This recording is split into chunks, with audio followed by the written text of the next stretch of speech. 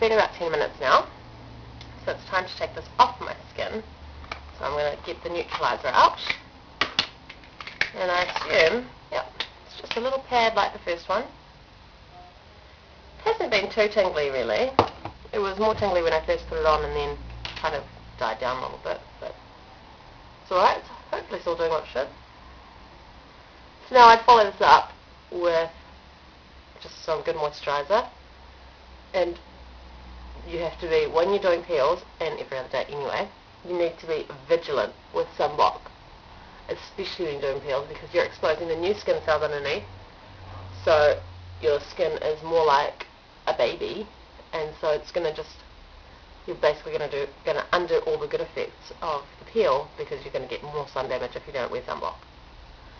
Okay, so that's pretty much it. Give it a go. But yeah, be careful, make sure you use sunblock, and don't get it in your eyes. See you later.